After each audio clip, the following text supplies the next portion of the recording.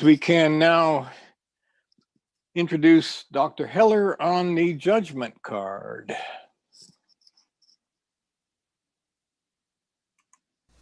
Now we step in the other direction, connecting Malkuth with Hod, that is physical existence, with the more mental side of things. Because to Hod is attributed Mercury. It has to do with thinking. And this card moves now in that direction. So we are coming back to a more directed, a sort of more organized kind of an attitude, and maybe more conscious than the previous one. And the card connected with this is the 20th card of the major arcana called Judgement. The Hebrew letter is the holy letter Shin, the meaning of which is a fang. And the astrological planet in more modern times associated with it is Pluto, the planet of the underground fire. And what we are doing here now, again, we come out of the waters and we rise to something greater.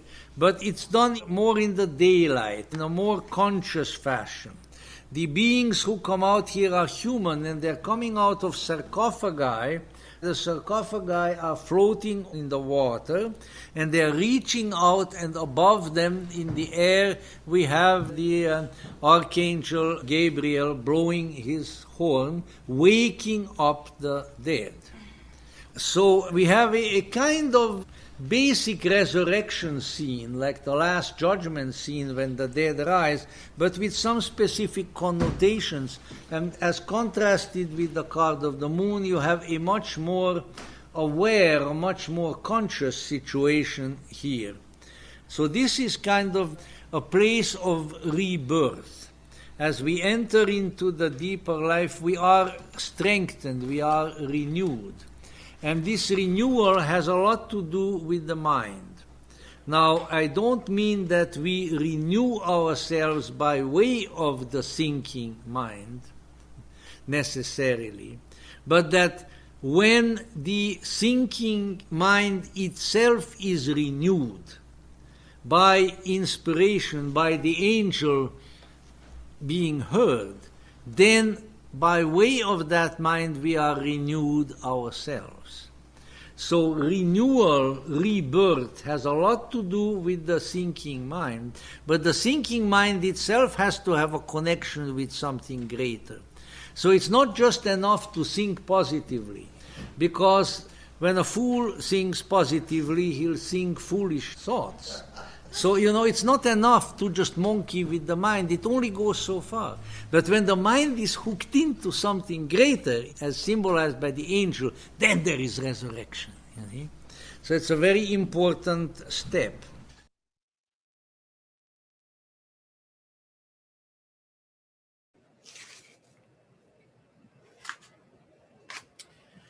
So, okay, the Judgment card is... I'm always inspired by what Dr. Heller says in that topic of inspiration, and that idea that just thinking positively, if you only depend on your lower mind, you can only go where it wants to go, and it has a very limited purview. It has a limited acquaintance. I was listening to somebody get interviewed the other day, and they quoted Krishnamurti saying, "It is no sign of good health to be indoctrinated into a sick society," which I thought was a good one. So I wrote that one down, and I think that there's a relationship here to that idea of that you follow the call of something higher, not the call of your ego. And so so that's a helpful card with me in the Judgment card, because sometimes this one in divination, it can be challenging. Let's look at this. If it were in the position of a summary or a conclusion kind of card, we could say that this reading is really about having a new realization. You're looking at the same situation, but from a different viewpoint. You have, so that idea of renewal or reawakening or cycling around again, but now with more consciousness. So it could be that idea of the 1 to the 10 in the court cards, that idea of coming to the end of a cycle and coming to the beginning, but this one must be inspired with a new kind of way of being so that you're qualitatively different. So if this were the conclusion card, it could be that you've got some big news. You are having to cope with a reality that you had not before. And it could be so there you could see that would be similar to the Tower card, that there's a new reality coming through. But this one looks to be, these folks aren't falling into unknowns. They're actually moving towards something that is known, but that they are magnetized toward, that has virtue, that has balance, that has a higher purpose. And so if this were the advice card, then the advice card is going to be to follow the new thing that is come in, that has given you the new viewpoint. Follow take the higher road.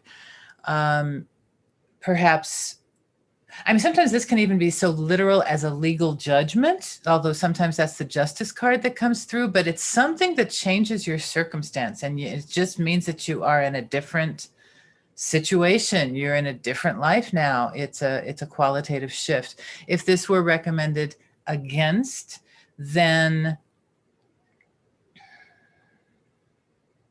that would be challenging. I look forward to hearing other people's interpretation if this were the advice against. I would say if this were the advice against, then you may think that something is a higher calling. You may think that this thing is what you should be following, but is not what you should be following. You should really be trusting in something different. This is perhaps a misrepresentation of a higher calling, and it's really more of an illusion. That might be the interpretation of something like this. So I will hand off. Lana, can I hand off to you in terms of the judgment card? Well, thank you, Allison. For me, this card symbolizes spiritual awakening. And it's interesting because it's connected with Pluto, as Dr. Huller says. And, with Pluto, you go underworld, and then, you come back, or you don't. So the way I look at this, from my personal perspective, I didn't grow up, with religion. I grew up in a society where, indoctrinated with atheism. And I remember, when I was in my 20s, just meeting people that kind of had similar background, and they were having a spiritual or religious awakening. And just having conversations about, well, can you just explain to me how this happened? And people really like telling me their stories, but it's really difficult to put your words on this. So, and later on, I understood that there's this point in your life where, it comes from within, not comes from your head, but comes from your heart, and you are awakening, you hear the angels sing, and it's something that may be difficult to explain in words, but it's more of an internal experience. So, and this is how I see this card. If there was as an advice against, do not, mix, what I'm looking at this, and it reminds me sometimes of this televangelist, that people get like hypnotized, there's this very,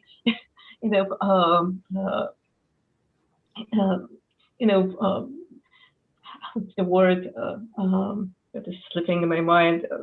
Someone, a charismatic, speaker, and everybody just gets up, and then they're just all joyful, but don't also fall into a situation where you're being, manipulated. As there would be advise again. So I think this is all I want to say. Thank you, and I'll hand this to Paula.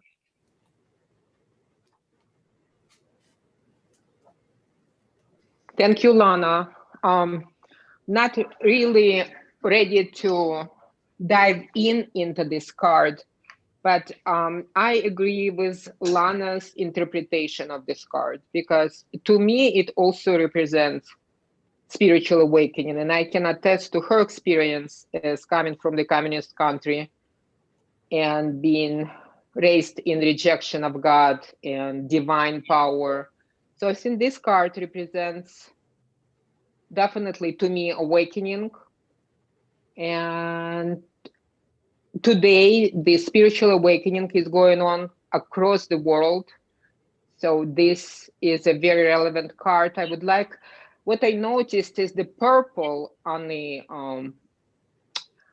wings of the angel. And I don't know if I've seen a purple like this before on other cards. So I would be curious what Magnus will say about this, but I know purple is the color of spirituality.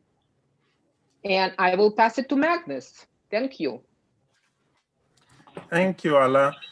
First, the purple, I think, is the Sephira Yesod. If you are looking at the tree, we have all the trees there with the purple. There are basically the same color nuance or tint, or what you should call it. But I think it is, and I think that is a message also that the unconscious can be difficult to read and can be tricky. And I think that is also this card in the non-advised position, because I would say in that position, do not listen to your inner voice, ask again and see if the answer will be the same, because there are something that you need to know before you act, I would say, in that position. In the other position, to be advised, I would say that listen to your inner voice, because there is something that wants to tell you something.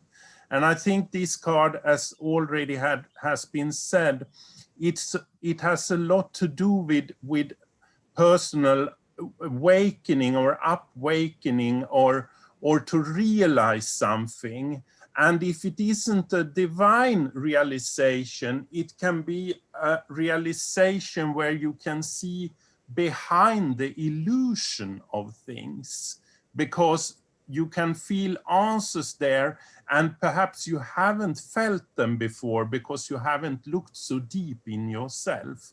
And I think also there is quite a good idea to compare against the moon card and the path, because the path is the same in the tree, but at the other end of the pillar. And the moon card is about realizing something deep inside, but the judgment card could be to, having realized this, admit to yourself that there is a truth in what you have realized, I think. And it could also stand for a message in some way that should come to you in a more basic way, divine or not. But I think it has to do with something deeper.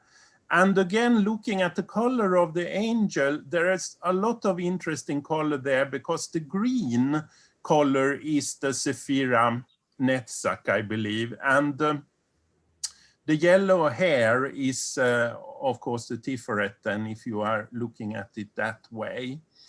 And the red is also the Sephira Gebura, I think. And also, I've been looking at this card a bit, and I have found that what you see is quite interesting with the coffins, because the middle coffin with the child is a squared coffin. And what you see there, I believe, is a depiction of the tree with the two pillars and the middle point of the Tiferet, and there you have the sun. So that's something there. And also the three persons in the background of the card, they are a mirror of this three person, but they have dark hair, those have light hair.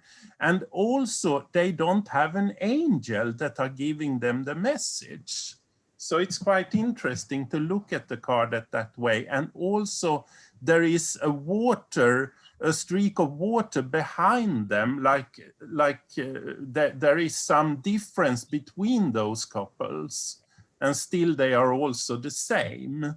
So it's a great card to do some meditation with, I think, because it comes up things. And as Dr. Heller has said, it goes from Malkuth to Hod. So it has to do with the intelligence, it has to do with the realization, and it doesn't go up to Yesod, which is the trickery, unconscious mind. So it's directly to the intellect if you are looking at it three-wise. And also I think it's interesting, those three persons on this card is actually a depiction of the Hebraic letter, the Chin letter that is this card. And I think that Waite has placed them there, the three persons there in the card. And also there is some connections to other cards that has this triangle we have talked about before. It could be the lover card, and it could be the devil card also. And Wang is also talking about the tower and the fool in connection to this card, that it is the same energy basically, because there is a lot of Martian energy in it also. So there is a lot going on this card, but it looks quite calm when you look at it the first time. And it also can look a bit frightened, I believe, because it looks like some sort of things out of the scripture, the scene. And Wang is telling that the angel is Michael, and he is saying that it is residing in Hod, and there it is, the path is going up to Hod.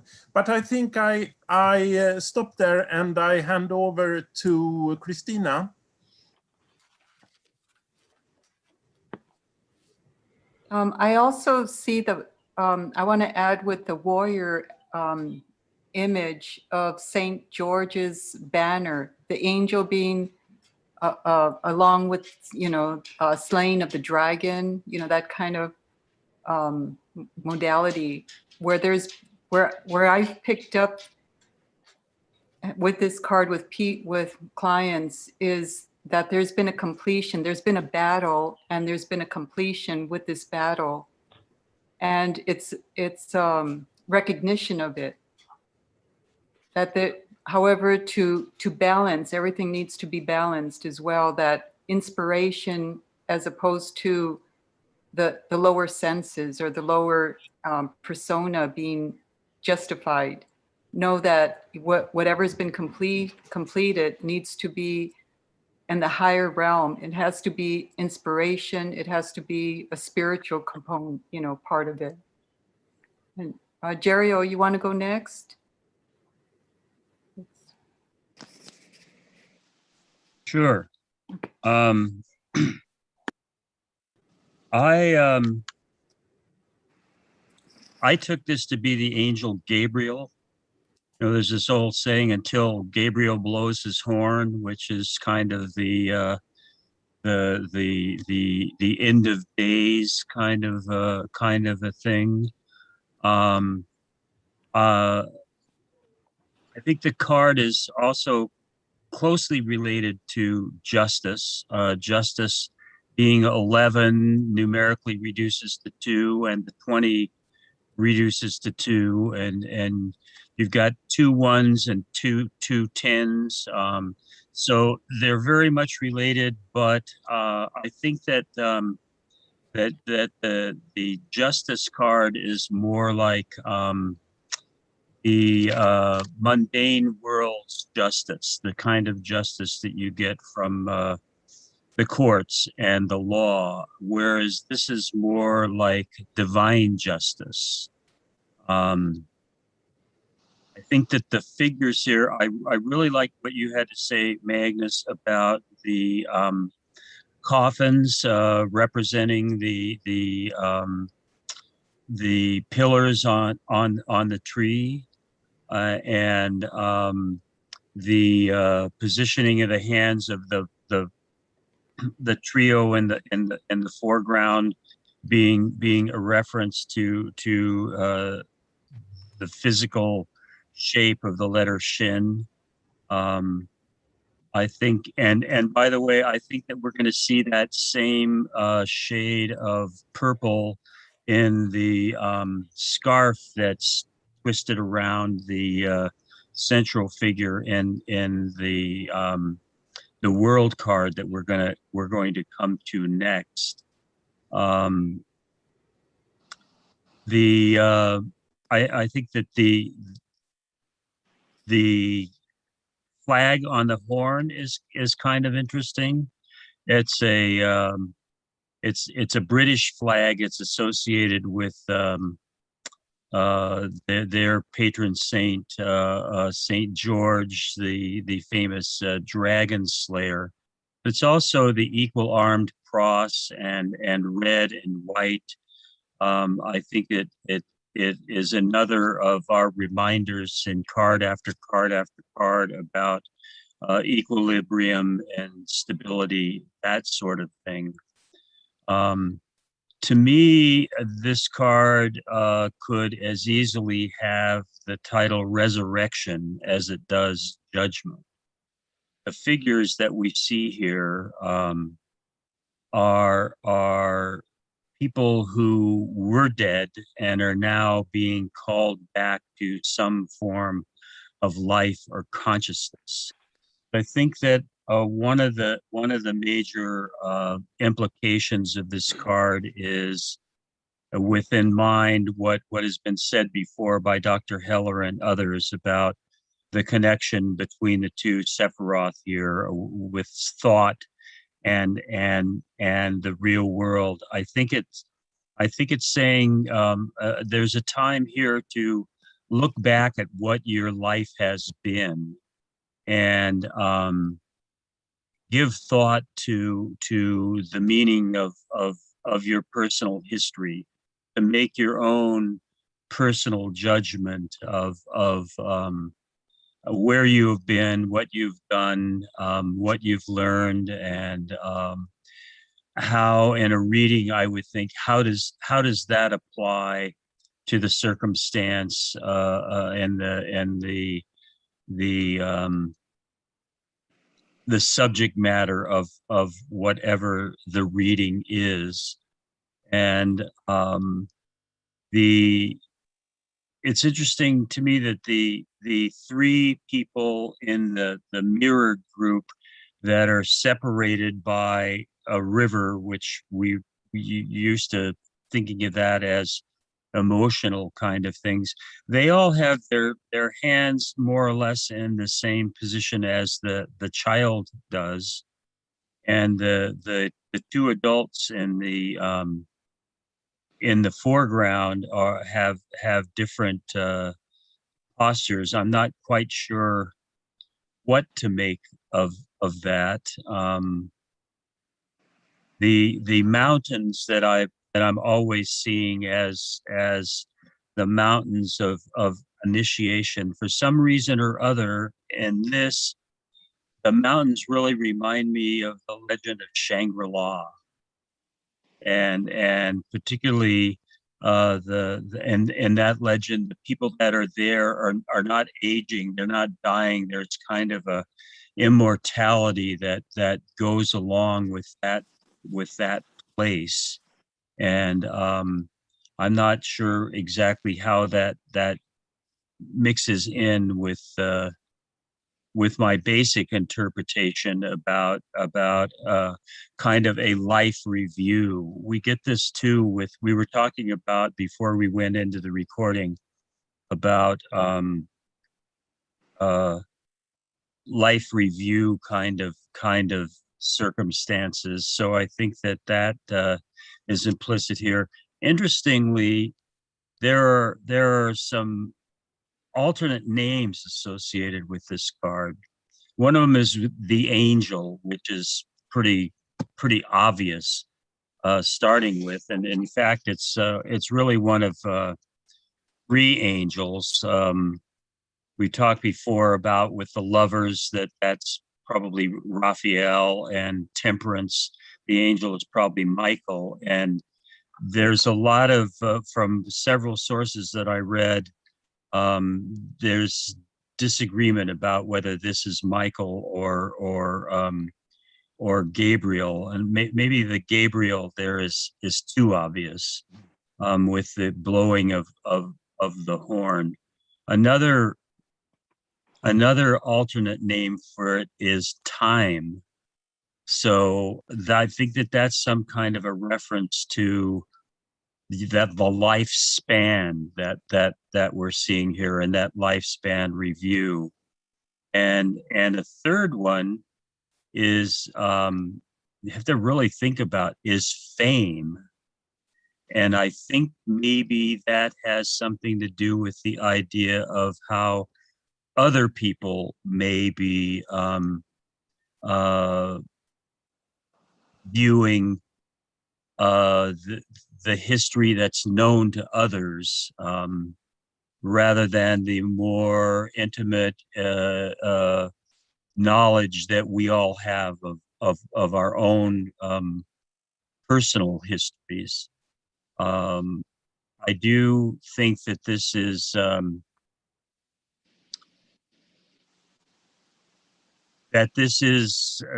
in a reading, I think, representing an opportunity to look back at your past ways and evaluate whether, as was suggested by Allison and others, whether it's time now to look at things differently. And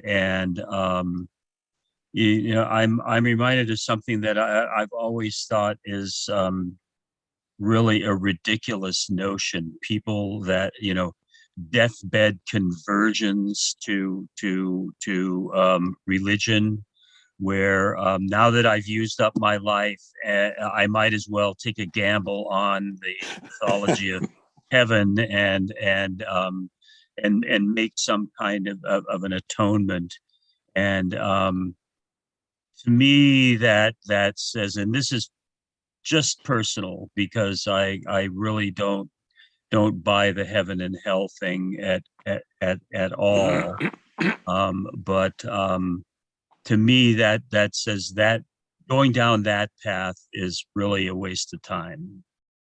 And what's really important is to make a really honest assessment of your past way of thinking about things, and look at the possibility that you need to take a fresh perspective on whatever it is that's under your consideration. And with that, has everybody else besides I think so. I think then we're to you, Brian. This card has certainly been a great help in tarot readings. It has, for me, always really helped people to understand that, in essentially, they've been the walking dead, and here is the great trumpet that can awaken them to a whole higher realm of consciousness than what they've been walking around with. So it's very, very helpful for people to realize that there's so much more than what they've been aware of. I'll briefly mention about these three postures in the foreground. The person on the left almost seems to be more of a prayerful thanksgiving, a worshiping of the message. rather in a religious sense, and the female in the foreground just very open arms, welcoming the good news or the inspiration for a higher consciousness. And with all the other characters, it's obviously emotionally a very happy event. I really enjoyed what Allison mentioned about the tower, because a tower is like a card. This is more, let's say a divine favor that happens to you, whereas the Judgment card, it happens for you. And so it's a much more welcome message, but it can be, again, a little bit of a rude message to tell people they've been walking around like the living dead. But again, very, very, very, very helpful in reading some. It seems that the tarot deck is so much about tarot and its true intent, which is to enlighten and guide and in every way be helpful. As I think about the other cards we see that tend to be about guidance, such as, and I look forward to our revisitings, cards such as, what is it? Well, I know the star is one that seems to be of an internal guidance, a guidance in the dark. We of course enjoyed that card recently. There's another guidance one, which is Temperance. Yeah, it took me a while to think of the name of the card, where and always these angelic, there are so many angelic figures throughout the tarot that are helpful, with of course one major exception, but well, never mind him. And we look at so many cards that are where we have seemingly helpful influences of an angelic nature, that and in cards like, let's say, like the High Priestess, where someone who is privy to the higher mystery is able to deliver for us, and she's got the rota or Torah there, tarot. So I think that pretty well concludes what I would say. I kind of agreed with one, if this was a precautionary card, it might be, don't think you've been enlightened, because that might not turn out to be true. And of course, in the advice position, and very much listen to the horn and to the voice that follows the trumpeter's introduction. So with that, we can pass it around. Totaling the number 1 to 20 gets 210, which is 3 if you take the 1, if you take the 2 and the 1, and you get to the Empress then.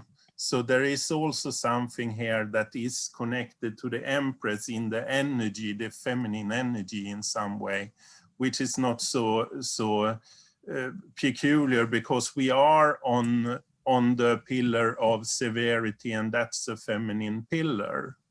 So I think there is a message there also. And also, as Yeril has said, the High Priest is also the 2 there. So those 2 cards together there, I think, has something to do with this vibration. And I think the people on the other side of the water is calling for help. They are looking like that. And the little child, he stands there as the sun with open arms. Same gesture, yes. And the mountains are icy on the top, which is the same mountains that are in the Fool card, I believe, because they are also icy on the top. In the Hermit in particular. Yes, there also. But also in the Fool card, I think it's ice on the mountains.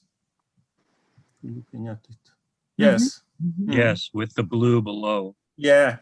And the Hermit, I think there is also ice when he stands, isn't it? Yes, he stands on the mountain there, the icy mountain. He is on the very top of them. Yeah.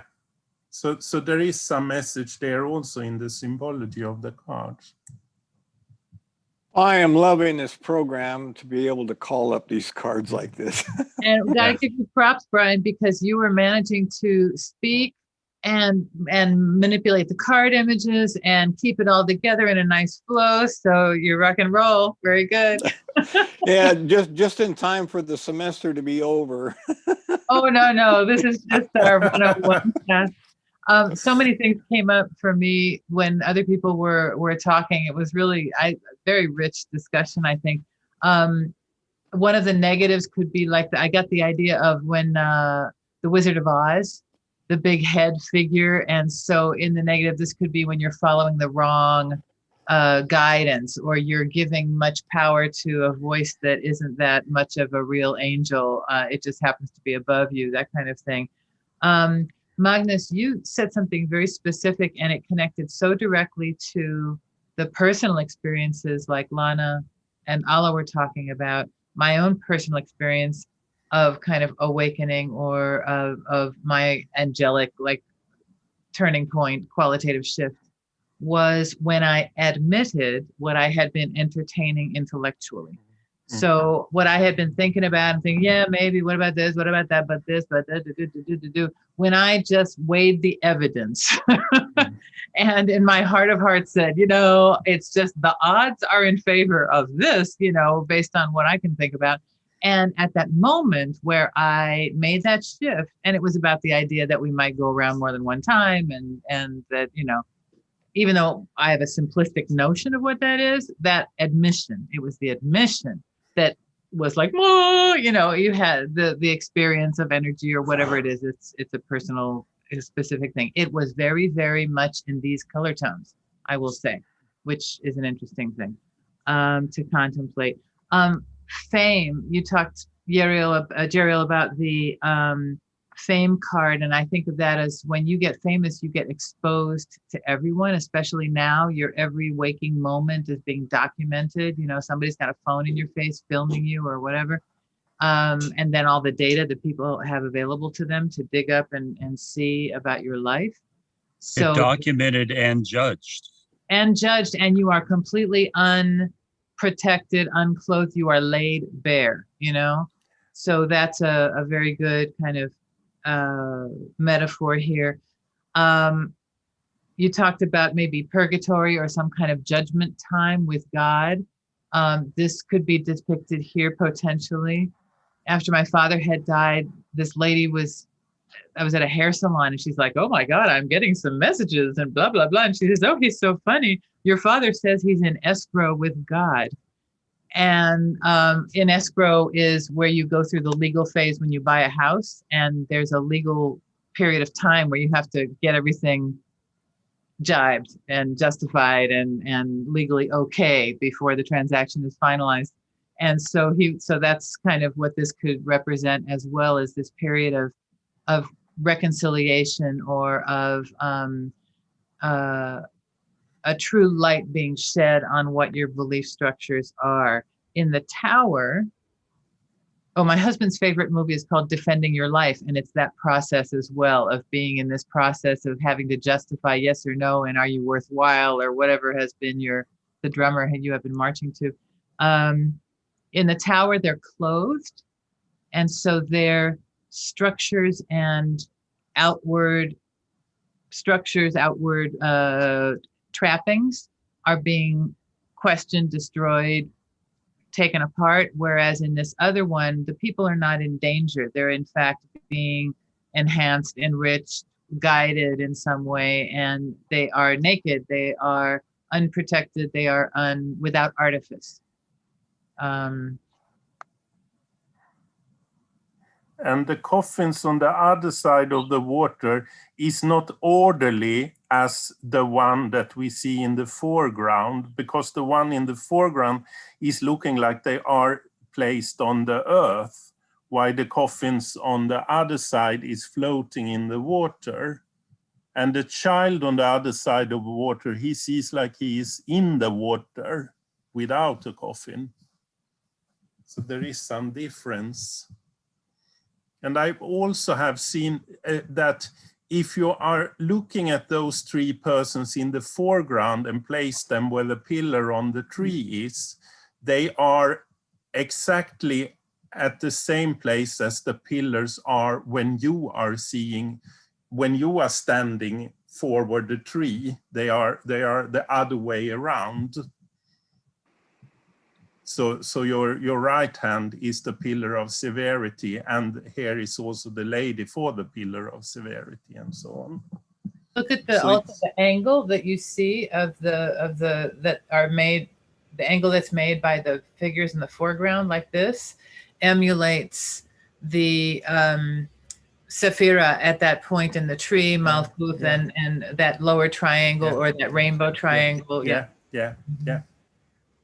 And also the angel, as the angel in the Temperance, if you are looking at this angel, one wing goes in and one wing goes out. If you are looking at for some time, you will see one wing draws you in and one wing goes to you. At least it does for me, and it is the same in the Temperance card.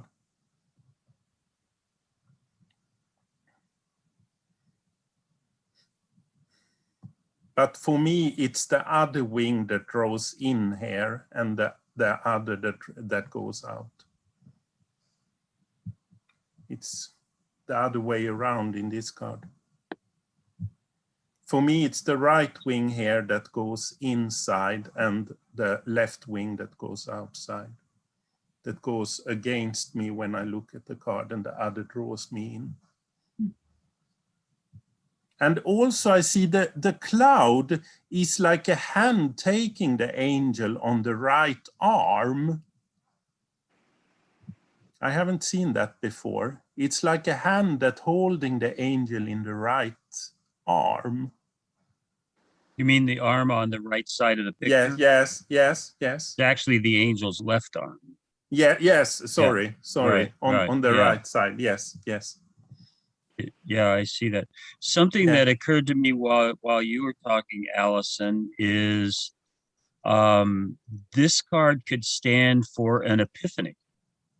That suddenly you realize something, and after you realize it, it's been obvious all along, and you ask yourself, how did I never realize that before? So that might be something that would be, yes, it's one of these head slappers. That's might be something when you're reading to think about as a possibility that there's a realization to be had here. Well, I'm glad you said that, Jeriel, because you remind me of something that I kind of meant to say during my my presentation, and which is that I feel that this card is about overall consciousness and all of its dimensions, and definitely not just the thinking mind, but overall consciousness that we possess. And so that I'm happy for the being reminded to bring that up. That's one of the great things about these discussions, that our thought processes are stimulated by one another's comments, and they build on each other. I thought that really showed up in the readings that we did this past Wednesday. I wanted to, oh, go ahead. Go ahead. Go ahead. I wanted to add on my card, her hair or the angel's hair is in flames, has flames on it. You can't see it too much here. So I was thinking, is this something that has to do with the resurrection that's not always pleasant? You know, that, you know, like Brian was saying, change is not easy. So be prepared that this change is big. It's a big change. The hair is a bit flamboyant, if you will, and of course the flame relating to intuition, which I really think it would be a divine level intuition that enters and augments all of the rest of the realm of our consciousness. And the Hebraic letter Shin is also elemental fire. So it's the symbol fire also. And the hair on the angel in the Lover's card is even more flamboyant, as you were saying. I just wanted to add something that looking at the flag on the trumpet, and it's a red cross, which reminds me of emergency. And the word emergency and the word emerging have the same root. So often when people go through this transformation, and it's another word for it, Stan Grof using spiritual emerging, or the crisis, it arises out of crisis, and the healing occurs. There are 7 strikes for the voice from the trumpet or the sound. So there are the basic planets there. Yeah, in fact, that evokes all of the 7s that coming up. Yeah. And as to There's 7 coloring notes on scale too. on 7 notes in a major scale. Yeah.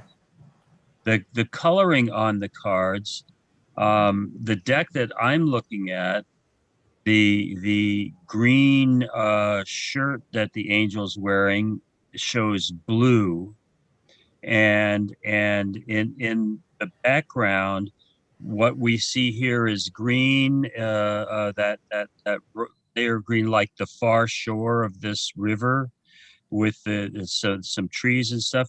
Those are shown blue in this card that I'm looking at. So the coloring is this is the card that you have up here, Brian. I think that the colors are more vividly expressive than on the card I have in front of me here.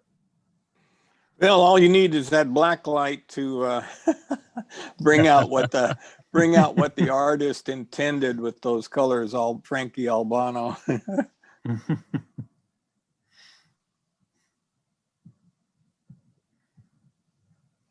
Well, is it about time to reset the stage, or any closing thoughts? One thing that is interesting for those who had looked at Dr. Heller's excellent little tarot book, he is suggesting you are taking the moon path before you are taking this path in the path work.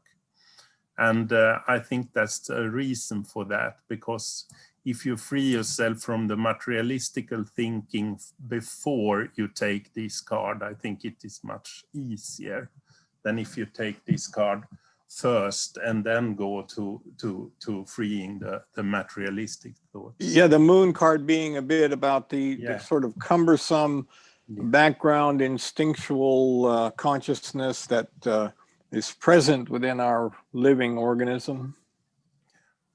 And those two cards, Judgment and the Moon, go off in opposite directions from Malkuth, and the card we're about to look up goes straight up to Yesa. Yeah, that's the balance of those two cards. Right.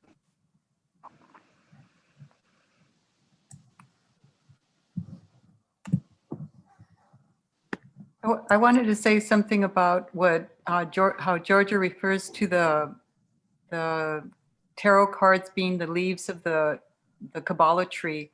I looked up on what leaves represent to a tree, and they're the food for the tree.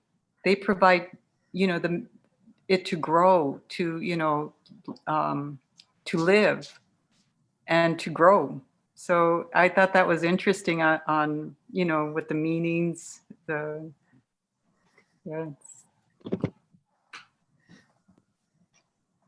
Maybe that has some relationship to the to the Kabbalah wreath tree. in the next card. Oh, that's right. Which is There are really just a big also- collection of leaves. Yeah. And then the leaves are also in the Ace of Wands. There are yods that are the leaves as well. So there's the mixing of those two elements, that kind of spark of life from the yod, from the Hebrew alphabet, kind of key seed symbol, and then the leaves of the wand, which are the kind of the livening, the sap that enlivens the tree. Which also, so like the leaves are bringing in, and then the others bringing through. That's a very apt metaphor, I think. Yeah. And that's reinforced by the leaves on all of the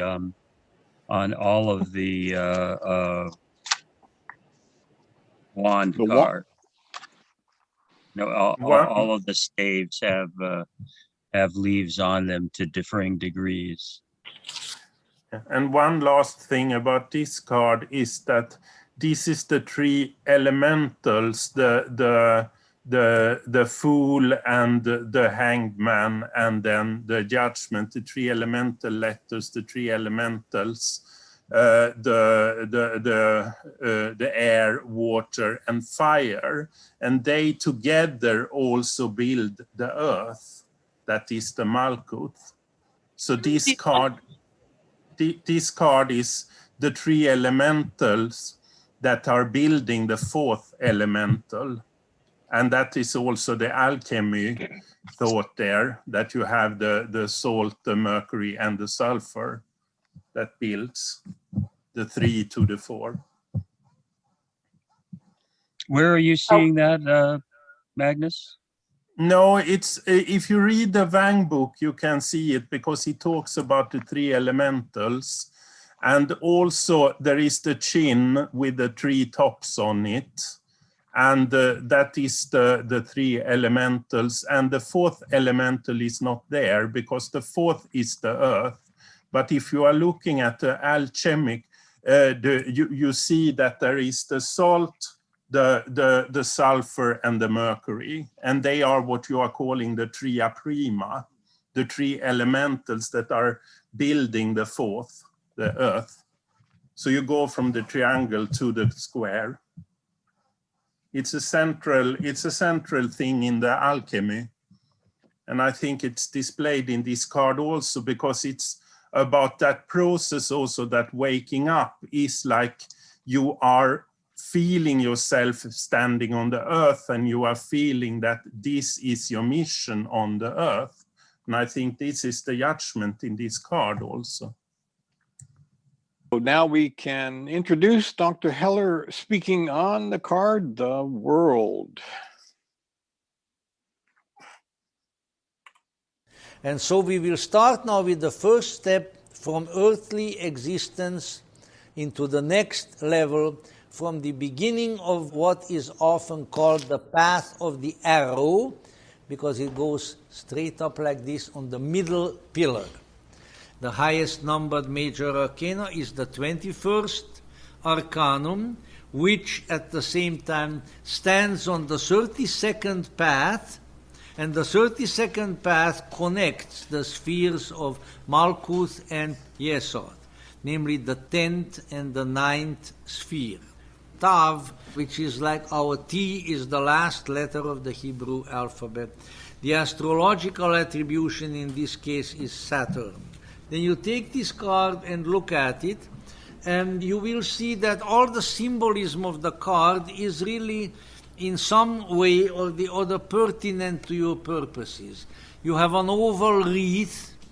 On the outside of the wreath, in the four corners are the four symbols of the bull, the lion, the eagle, and the man, which are the symbols of the four elements: earth, fire, water, and air, because Scorpio changes into the eagle, which also may be said to stand for the four fixed signs of the zodiac: Leo, Taurus, Aquarius, and Scorpio.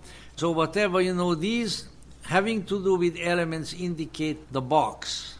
Out here is the box. Now, what is the box? That's a silly word, but I thought it's meaningful.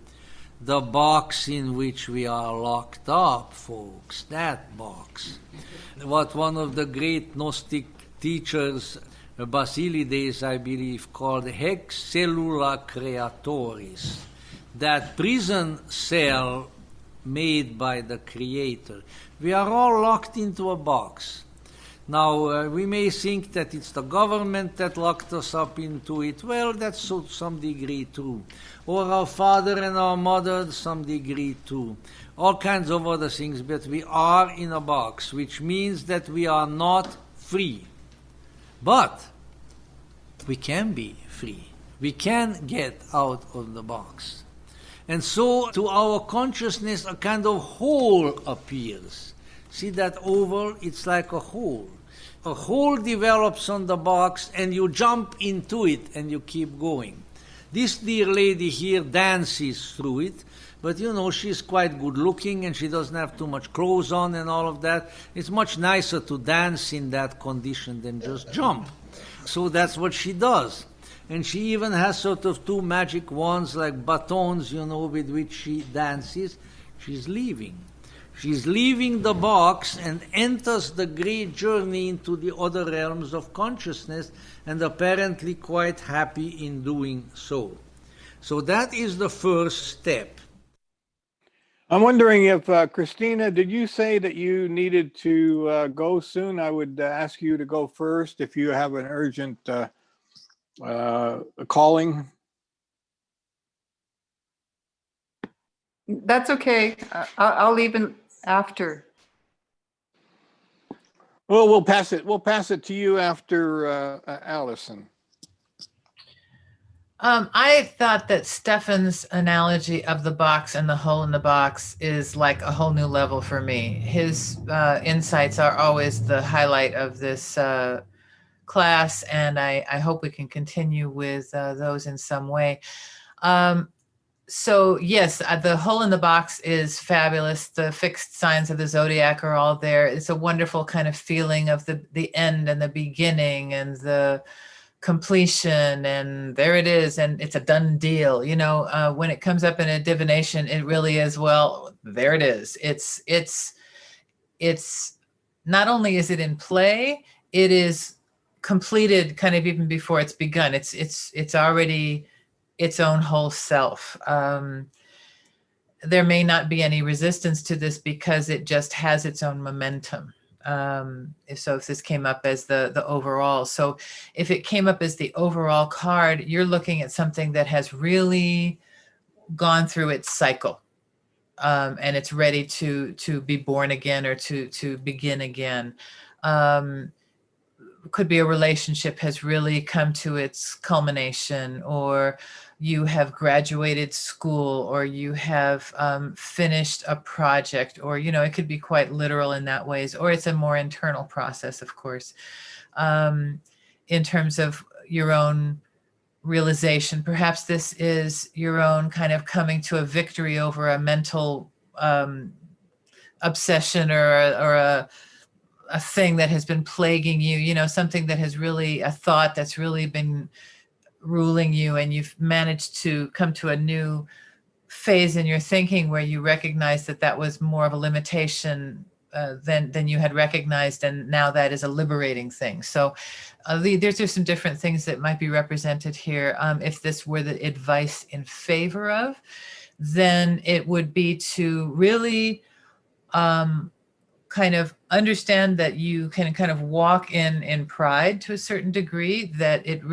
you cannot necessarily take this any farther in its current incarnation, that now it's time to move to a new phase, that this is already completed and you can check it off or breathe a sigh of relief that it's now done with, whatever it has represented for you. You are now moving to a new phase and you are no longer really bound by it.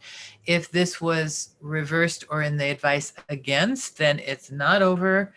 You have not achieved any victory over this thing. It might really be plaguing you unnecessarily. And how are you going to extricate yourself from it? You won't let it end. You keep bringing it up. You keep hashing it over and over again. Those are some of the negative aspects of what this card might mean. Lana, do you want to pick this up at this point again? Sure. Well, what I was thinking about this card, and I think you already called it, a completion card. And, I would compare this card to the Fool, and for me, the Fool is the beginning of the journey. And it's also, when you start a new project or a new cycle and, you're excited and you're happy, but you don't really know what is awaiting for you.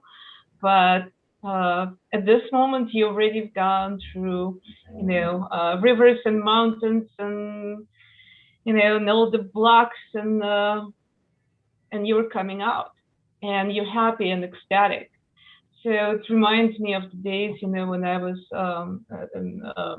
really into, backpacking and hiking and, this happiest moment right before your trip when you put on your shoes and you're just ready to go, but you don't know exactly what is awaiting for you. And then the next happiest thing, you're done. I've done it. I've been through this, and you're just also happy, dancing.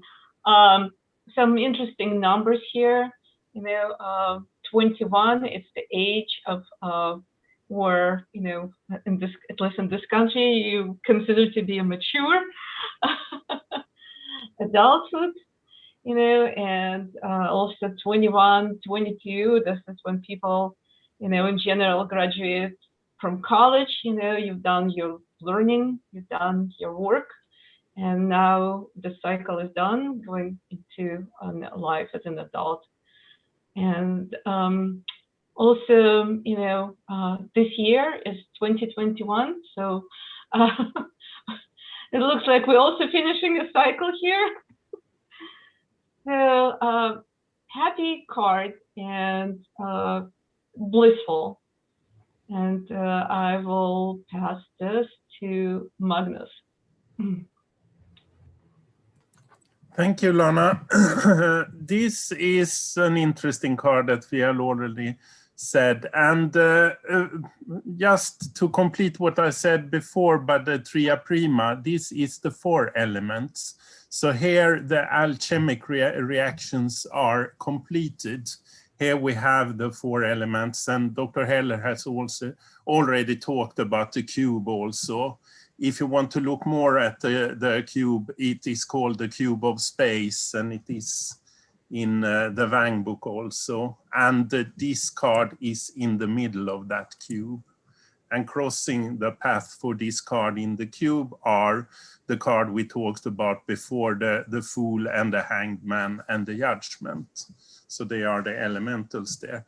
And this is, as Lana said, it's the Alpha and Omega. It's the beginning and the end with the Fool, and this is the end.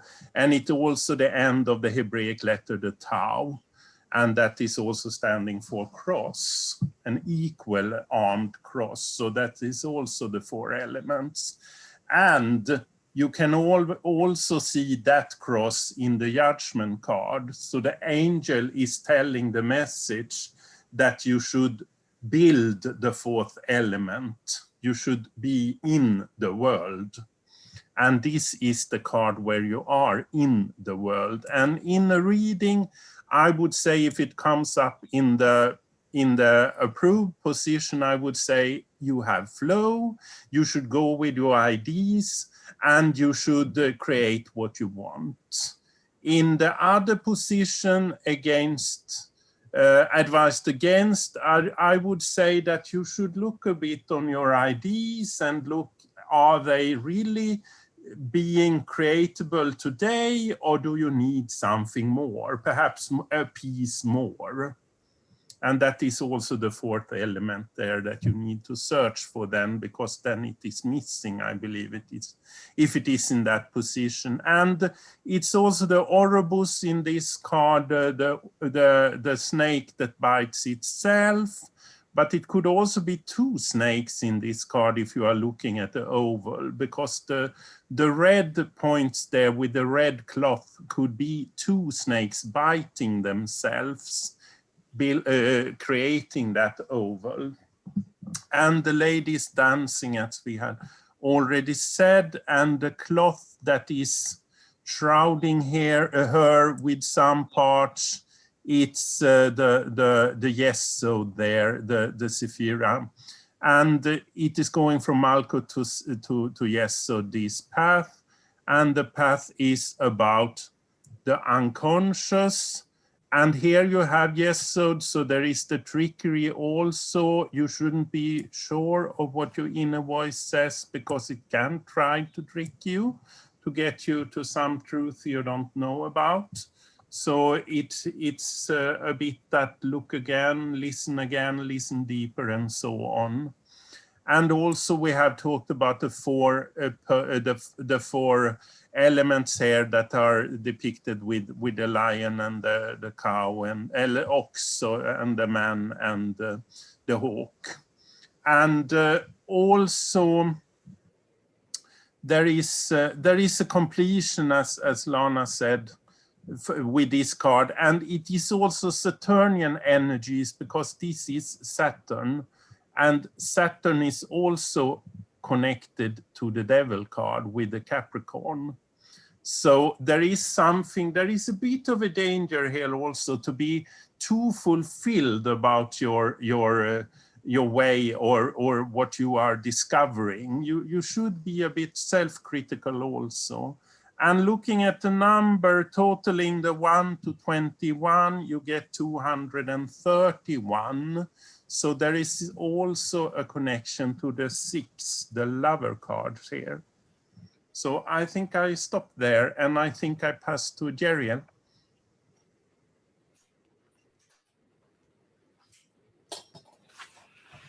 Yeah, this this card sums up everything. It is chock full of completion symbols.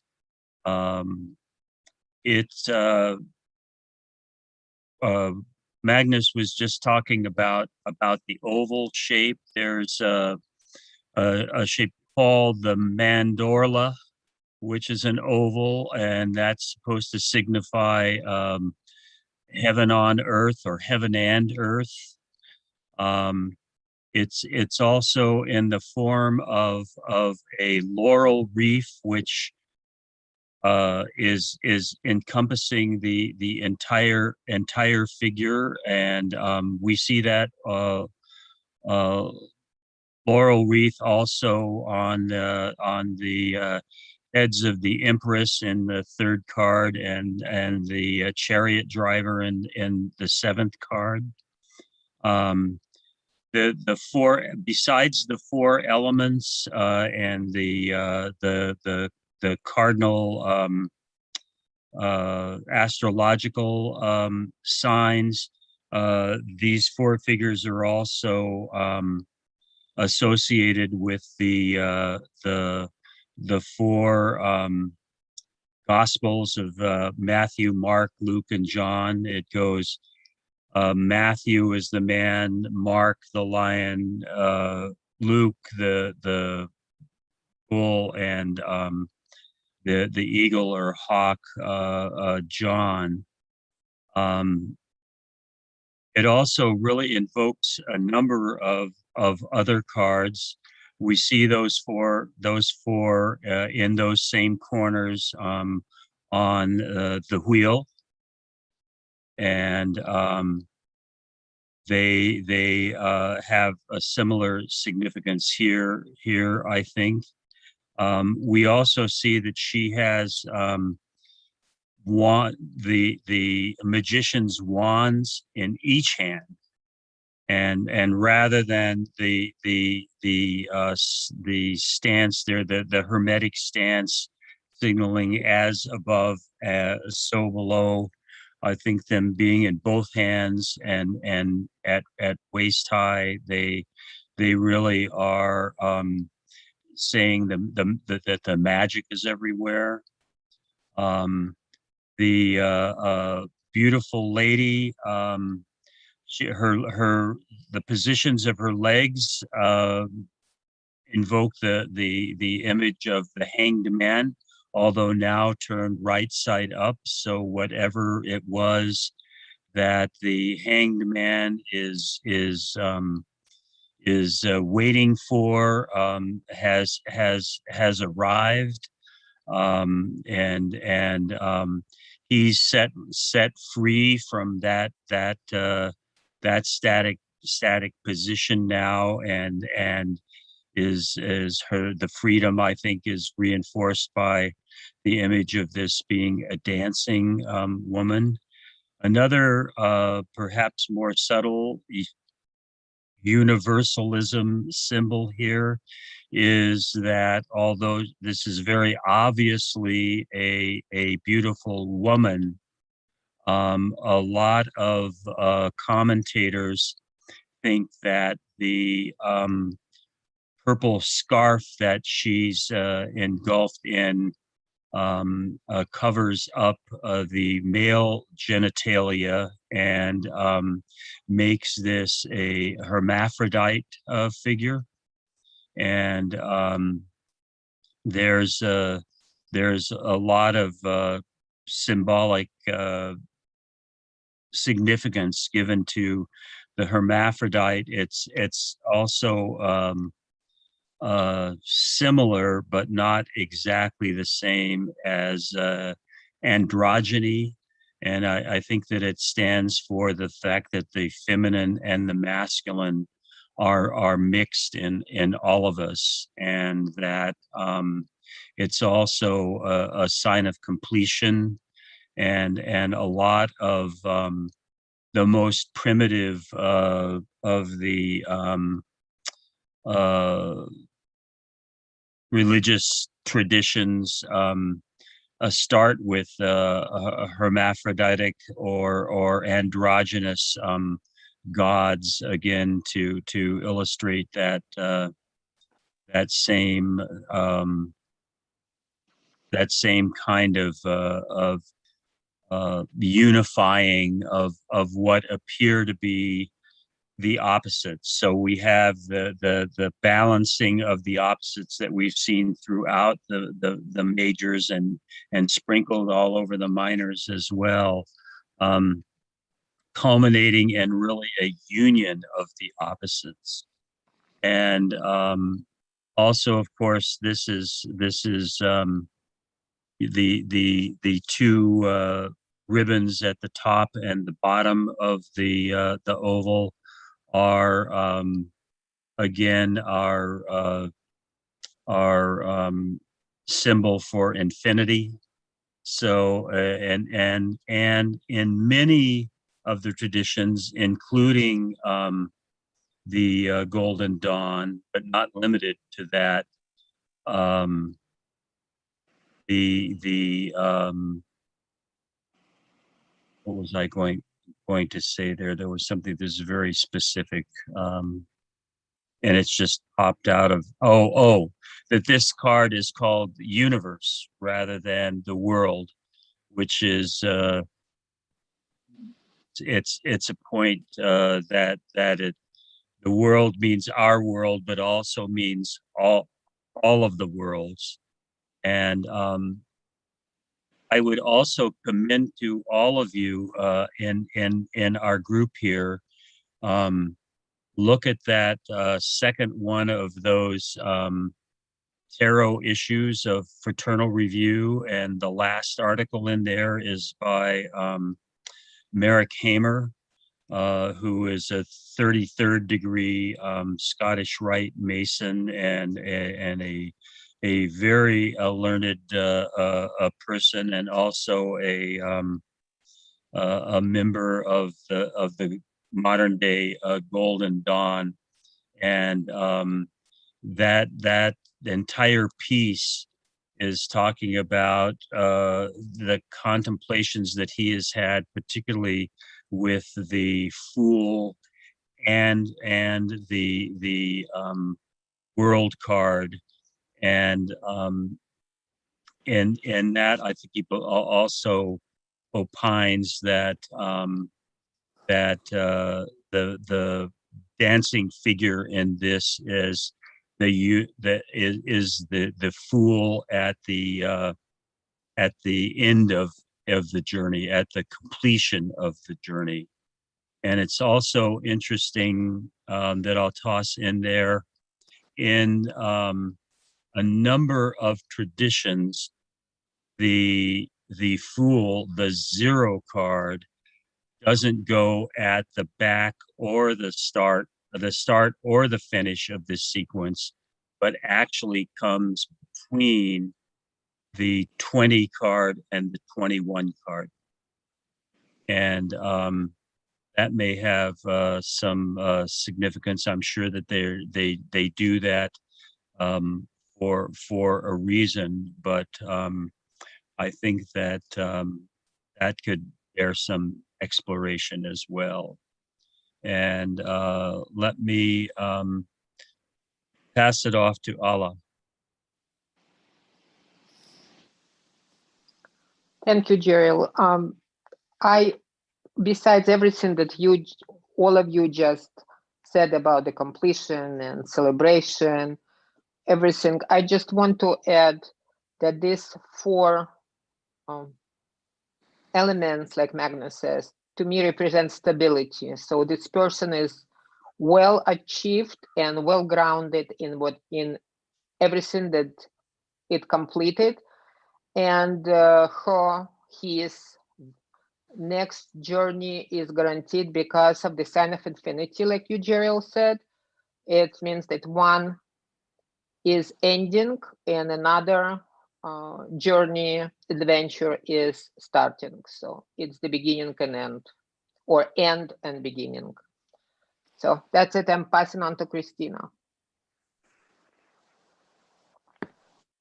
Okay, and I want to add that the sacral, the creativity using the sacral, on my notes I have from Georgia about the redeemed. In this card, it's the Kundalini redeemed, and how we also utilize our sexual or the sexual energies through creativity, as opposed to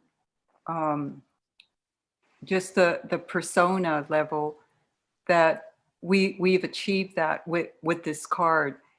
Whenever I get this, it's automatic. It's success, it's opportunities, it's travel.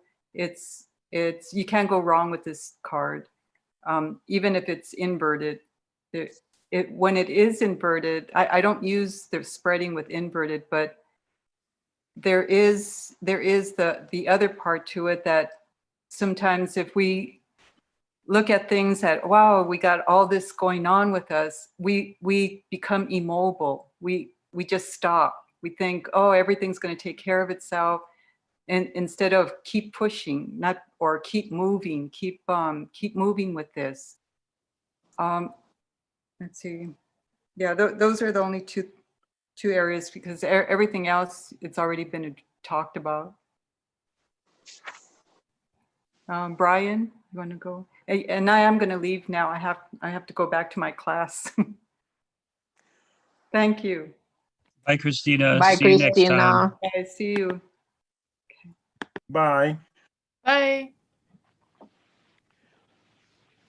I found this to be interesting to note that the beginning or the ending of the whole sequence, depending on which way you're going, as you know, we started at the top of the tree with the Fool and worked our way here to this conclusion. Pardon me a second.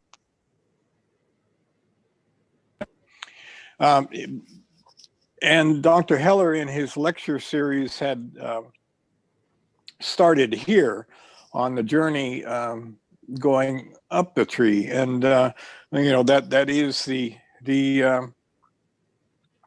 two-way travel that the tree is about. And so I just find it kind of interesting that if it's considered on our way down the tree, then it is that portal into the fixed, into the world of steel and iron, and Jeriel will make sure that I remember to say block and cement and all these things that are quite immovable, quite stable from our earthly point of view.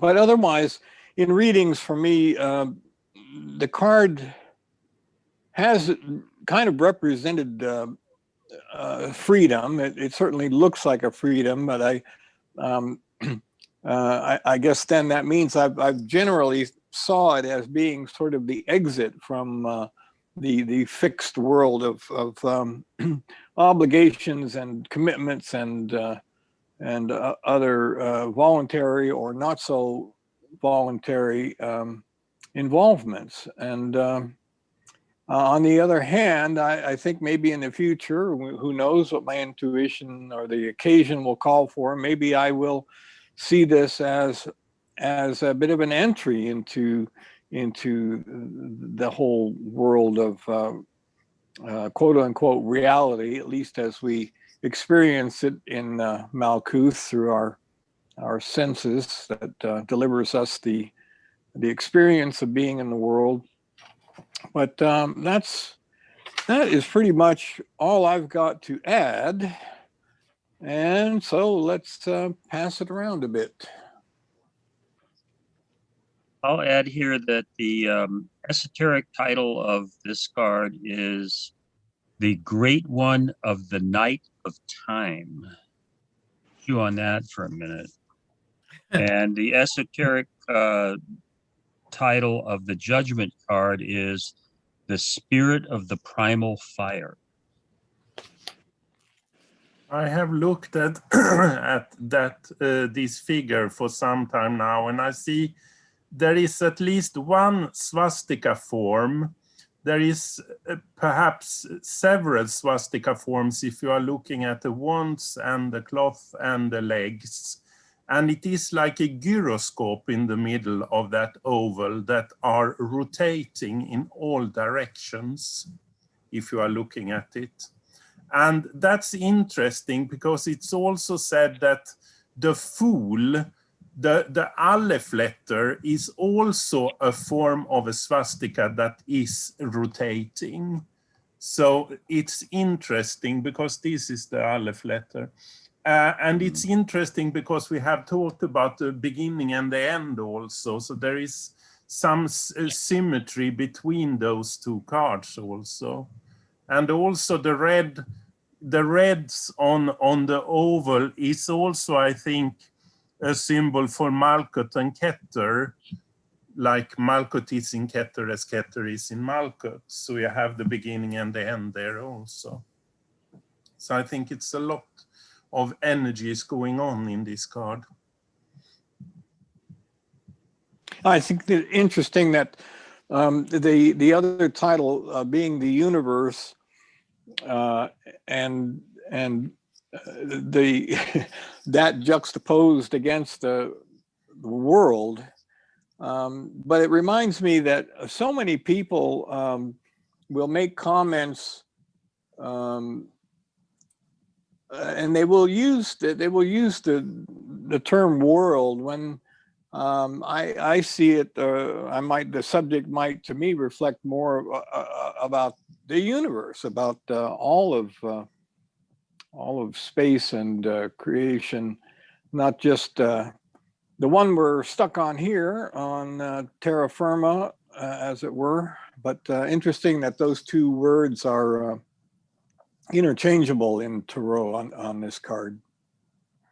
A lot of people they'll say, well, I've sent out my thoughts and the universe responded, blah, blah, blah. And so the universe becomes this kind of, the word becomes synonymous with whatever the kind of spiritual field is, or God is, or there's this kind of, it's not really a definition per se, but it's this notion of a responsive field that we live in. Or however other people understand it. That terminology, you can see its potential connection with what this is, I think. And the hawk also is interesting there, because the hawk is representing Scorpio here, and it is the higher vibration of Scorpio, the hawk. So it's also, Waite has placed that there to symbol something, that this is a higher form of the element. So it's a clean element to build something from.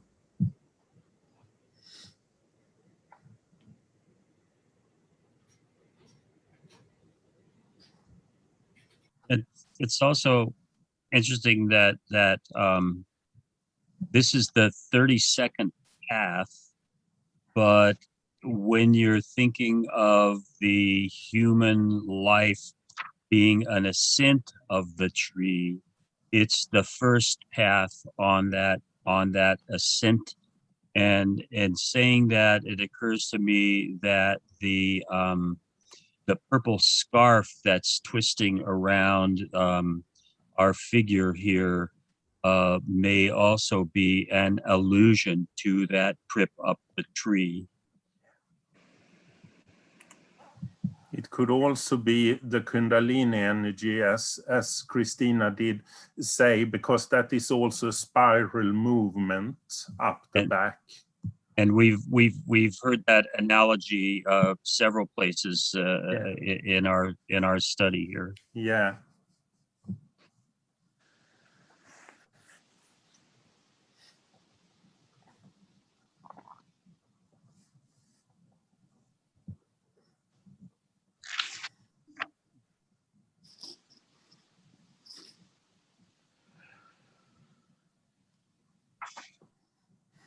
And the silence was deafening. I'm going to break the silence with reading the first the opening paragraph of Robert Wang's discussion of this card. He says, study of the paths begins not with the first card, the Fool, but with the last, the Universe. This is because we ascend the tree of life working from our material perspective below to the realms of pure spirit above. Our understanding of the more refined universal patterns is based on what we learn on this earth. It is with the earth that serious esoteric work begins and ends, as long as our divine consciousness is functioning through a physical vehicle.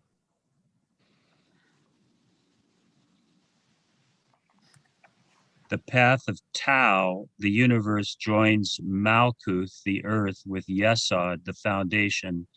It is the first path out of the material condition and leads toward an understanding of the personality forged by the higher self of Tippereth for each incarnation.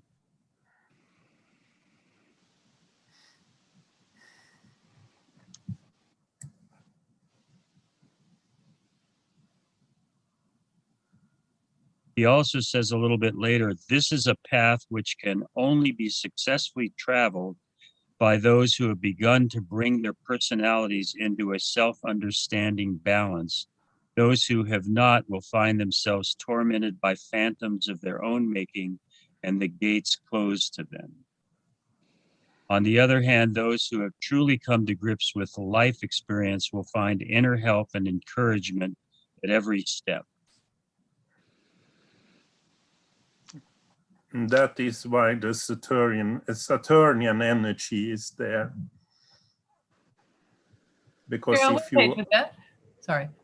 that is why the Saturnian energy, the Saturn is there, because when you manage that energy, you manage that you can start climbing the tree,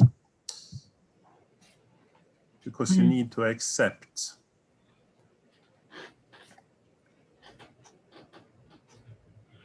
I wonder if that connects to Saturn returns and how significant those are in one's life in terms of awakenings. Yeah, Lana knows more about that.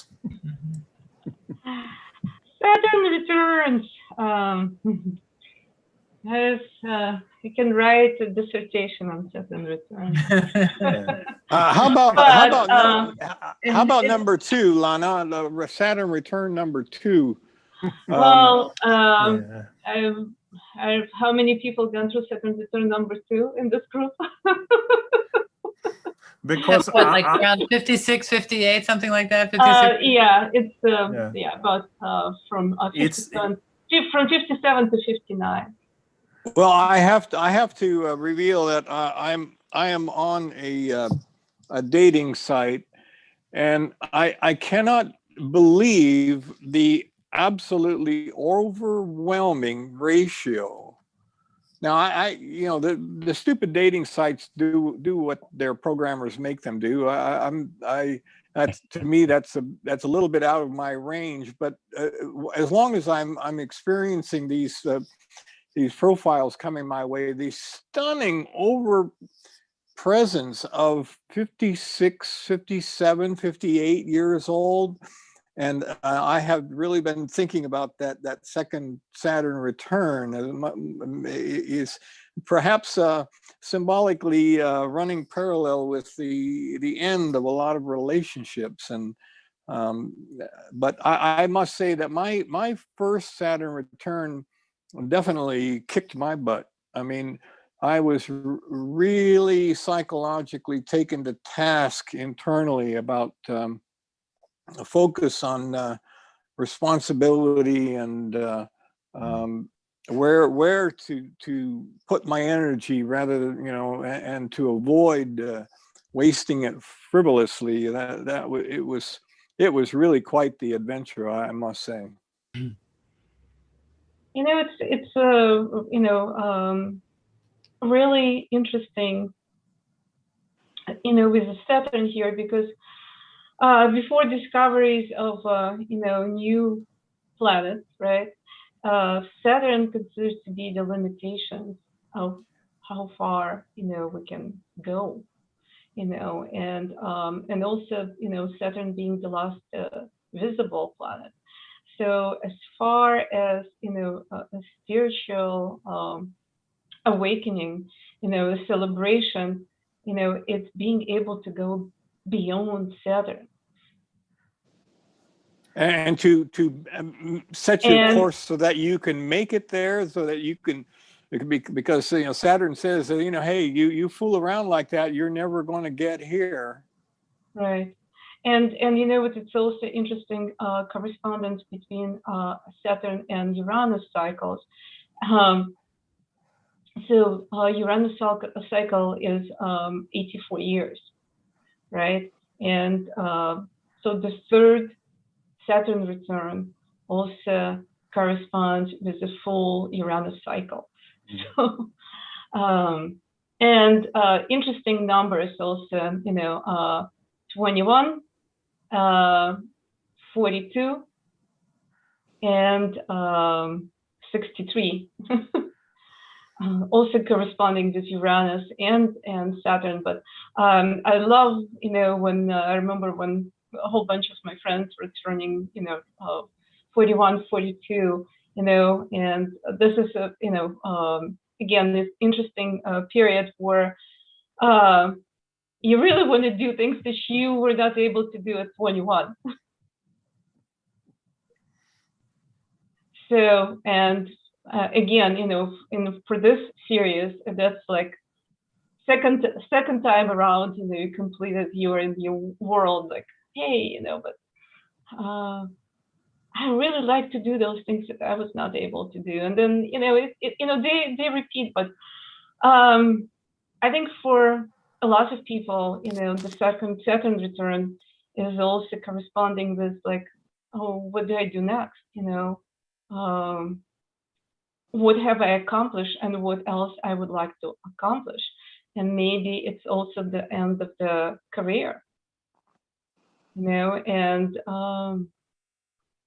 the Well, field might be should be thought intro, of, or maybe it's the beginning of a new career, and well, it would be a third beginning of a third lap that you don't know if you'll be making a full third lap, but that is, it's certainly a major milestone.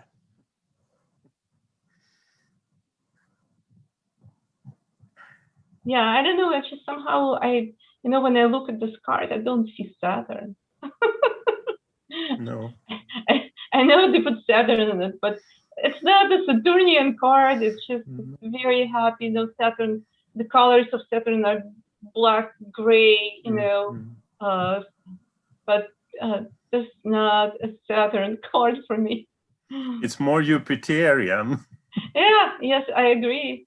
By the way, there's also, the laughter cycles of Saturn and Jupiter, and so the Jupiter return, every 12 years, and so you have one at the age 60.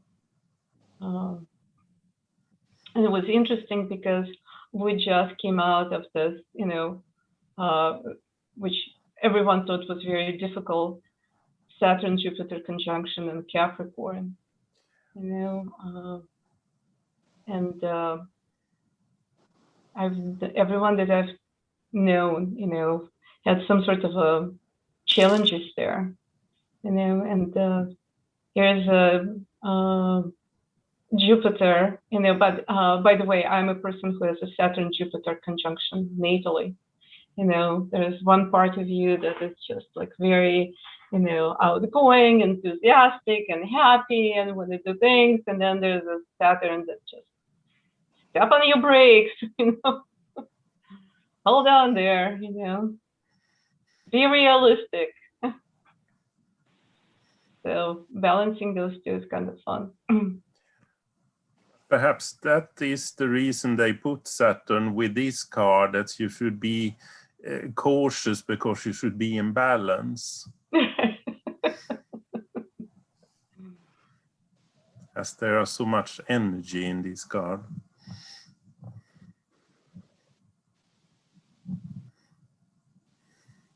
Yeah, to me, this is like probably the happiest card in the deck. Yeah. I've done my work. Now I can enjoy the fruits of my labor. It's a completion and a new beginning. Right. And it's another beginning and the death card, because that is also a completion and a new beginning, but this is something else. There's a strong connotation of it being a happy ending. Yeah. Happy ending, right.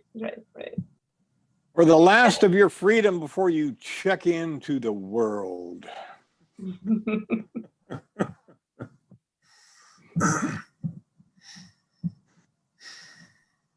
Yeah, one thing about Saturn, Saturn talks about limitations.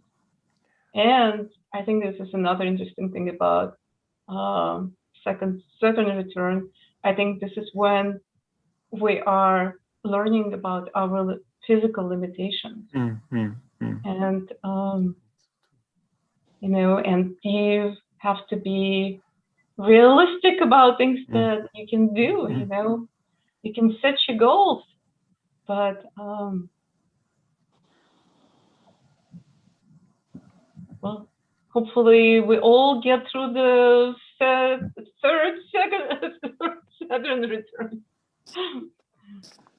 There's an interesting feature on a diagram that I have of the tree of life, and there's a dotted line a curved dotted line that goes right above Malkuth, which is labeled, and it crosses the paths, as we mentioned before, of Judgment, World, and the Moon cards, and it's called the Veil of the Profane.